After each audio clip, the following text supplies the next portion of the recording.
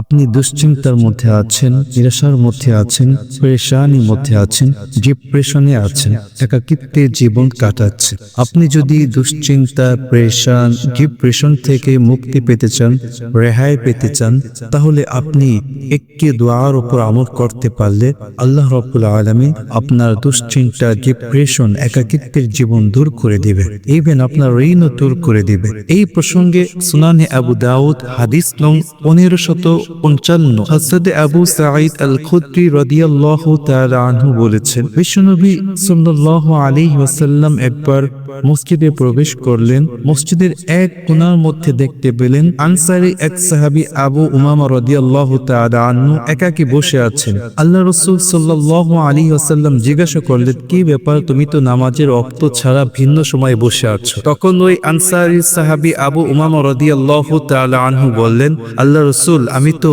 পেরেশানির মধ্যে আছি, দুশ্চিন্তার মধ্যে আছি, আমার মাথায় অনেক ঋণ আছে। তাই সো আল্লাহ রাসূল সাল্লাল্লাহু আলাইহি ওয়াসাল্লাম তাকে বললেন, আমি কি তোমাকে এমন কিছু বাক্য দোয়া শিখিয়ে দিব, যদি তুমি তা নিয়মিত আমল করতে পারো, তাহলে আল্লাহ রাব্বুল আলামিন তোমার ঋণ, তোমার দুঃখ, দুর্দশা, দুশ্চিন্তা, পেরেশান সব দূর করে দিবেন। সুবহানাল্লাহ।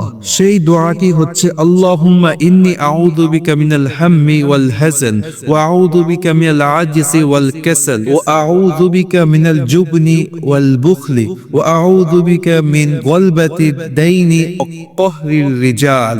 আমি আবারও বলছি, আল্লাহুম্মা ইন্নী আউযু বিকা মিনাল হাম্মি ওয়াল হাযান ওয়া আউযু বিকা মিনাল আজজি ওয়াল কাসাল ওয়া আউযু বিকা মিনাল জুবনি ওয়াল বুখলি ওয়া আউযু বিকা মিন গলবাতিদ দাইনি ওয়া কহরির রিজাল। যদি আপনি এই দোয়াকে নিয়মিত পড়তে পারেন, তাহলে মাস্ট অবশ্যই আল্লাহ রাব্বুল আলামিন আপনার ডিপ্রেশন, আপনার দুর্দশা, আপনার দুশ্চিন্তা এবং আপনার একাকিত্বের জীবন দূর করে দিবে। ইভেন আল্লাহ রাব্বুল আলামিন আপনার ঋণের বোঝা দূর করে দিবেন। সুবহানাল্লাহ। ইনশাআল্লাহ আমরা সকলে এই দোয়াটির উপর আমল করার চেষ্টা করব।